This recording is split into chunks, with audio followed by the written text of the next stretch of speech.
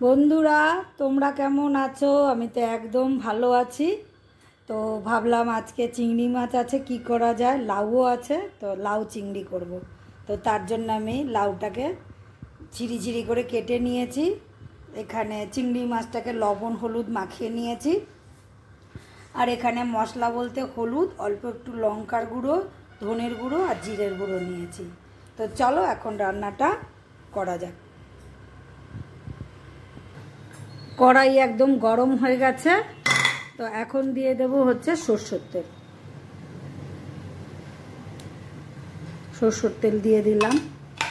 এখন তেলটা একটু গরম হোক, তারপরে দেব হচ্ছে ফোড়ন।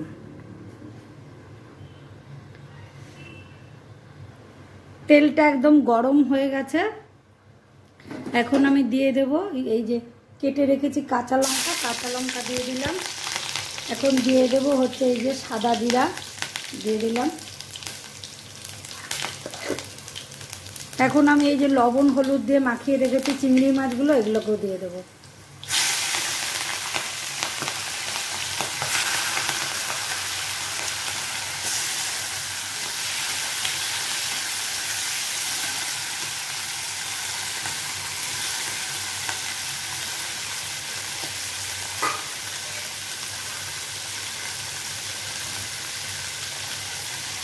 এখন চিংড়ি মাছটাকে সুন্দর করে এই ফোড়নের মধ্যে ভাজা ভাজা করে নেবো, এটাকে আর ওঠাবো না। চিংড়ি মাছটা ফোড়নের মধ্যে ভেজে নিলে না, যে তেলের মধ্যে যে চিংড়ি মাছের গন্ধটা বার হয়, ওটাই আরও বেশি ভালো লাগে খেতে। আমি যার জন্য আলাদা করে চিংড়ি মাছ কিন্তু ভেজে উঠিয়ে নিই না। তোমরা ইচ্ছা করলে নিতে পারো, এটা তোমাদের ইচ্ছা। তবে এরকম করে একবার রান্না করে দেখতে পারো।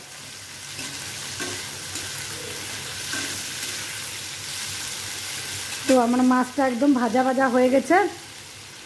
এখন বলো তো কি, এই যে মশলাটা যে রেডি করে রেখেছিলাম, এটা এখন দিয়ে দিলাম। এখন মশলাটা ভাজা ভাজা হবে। এখন এর মধ্যে অল্প লবণ দিয়ে দেব। লবণ দিয়ে দিলাম। লবণ দিয়ে দিলাম। আর মিষ্টিটা দিচ্ছি না, কারণ বলো তো কি, লাউ অনেক সময় মিষ্টি মিষ্টি হয়, তো তখন বেশি মিষ্টি হলে ভালো লাগে না। তো তোমরা যদি চাও যে যেরকম মিষ্টি খাও সেরকমভাবে মিষ্টিটা কিন্তু দিতেই পারো, তাতে কোনো অসুবিধা নেই।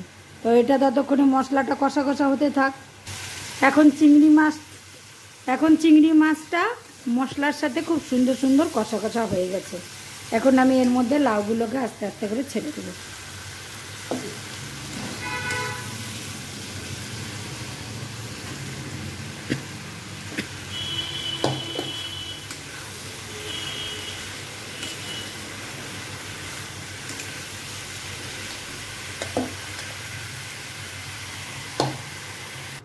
এখন ঢাকনাটা খুলে দেখি লাউয়ের থেকে কতটা জল বের হলো।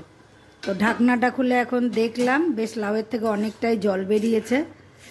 আমি তো ভেবেছিলাম জল বেরই হবে না, এটা কিন্তু পুরোটাই লাউয়েরই জল। তো লাউটা সিদ্ধ হয়েছে নাকি একটু দেখব। না, একটু সিদ্ধ হবে। যখন মনে করব সিদ্ধ প্রায় হয়ে এসছে, তখন কিন্তু আমি আঁচটা বাড়িয়ে জলটা শুকিয়ে ফেলবো। তো সিদ্ধ প্রায় হয়ে এসছে, এখন আঁচটা বাড়িয়ে দিলাম, একটু জলটা শুকিয়ে নেব। যদিও একটু ঝোল ঝোল খেলেও কোনো অসুবিধা নেই, ভালোই লাগে খেতে। আমার তো চিংড়ি মাছ দারুণ প্রিয়, তাই চিংড়ি মাছের যে কোনো কিছু হলেই আমার ভীষণ ভালো লাগে, মানে গন্ধেই আমার ভাত খাওয়া হয়ে যায়। তো যাই হোক, আমি বেশি একটা খুব ঝোলটা শুকাবো না, মোটামুটি একটা শুকাবো।